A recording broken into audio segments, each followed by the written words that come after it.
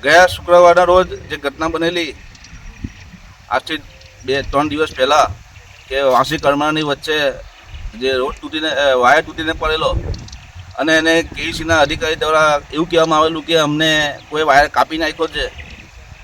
72 કલાકની અંદર પાછો આજે સવારે એટલે કે આજે સોમવાર તારીખ 24/8/2026ના રોજ સવારે 8 કલાકની આસપાસ પાછો બીજો વાયર તૂટીને પડ્યો છે. પાવર ગ્રીડ અને કેઈસી દ્વારા ફક્ત ખેડૂતો અને જિલ્લા પ્રશાસનને ગેરમાર્ગે દોરવામાં આવે છે. આજ સુધી 3 દિવસ થઈ ગયા છતાં પણ કોઈ ફરિયાદ પોલીસ સ્ટેશનમાં આપવામાં આવી નથી, અમારા ધ્યાને પડ્યું નથી. અમે ફરિયાદની કોપી પણ માગેલી છે કે ભાઈ તમે ચોરીની ફરિયાદ આપી તો અમને કોપી આપો, એ કોપી પણ આપેલી નથી હજુ આજ સુધી. ખેડૂત મિત્રોને કહેવા માગું છું કે આજ આપણું ભવિષ્ય છે. 48 કલાક 72 કલાકમાં 2 વખત વાયર તૂટીને પડ્યા છે અને એની કોઈ જવાબદારી લેવા તૈયાર નથી.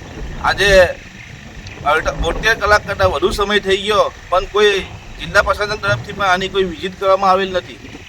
ફક્ત આવી અને વાયર કાઢીને પાવર ગ્રીડને કેઈસીના કર્મચારીઓ જતા રહ્યા છે, પણ હજુ સુધી એનું કોઈ પ્રોપર રીઝન પણ આપણને આપવામાં આવેલ નથી.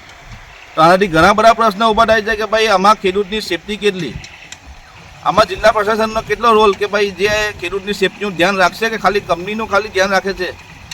કંપનીનો પ્રોજેક્ટ પૂરો કરવામાં ખાલી ઇન્ટરેસ્ટ છે પ્રશાસનને.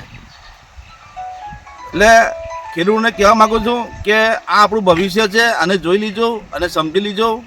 અને જે લોકો કંપની સાથે હજુ પણ કોપરેટ કરીને કામ કરેલા છે એમને કહેવા માગું કે તમે પણ ભાઈ જોઈ લો, આ તમારું ભવિષ્ય છે.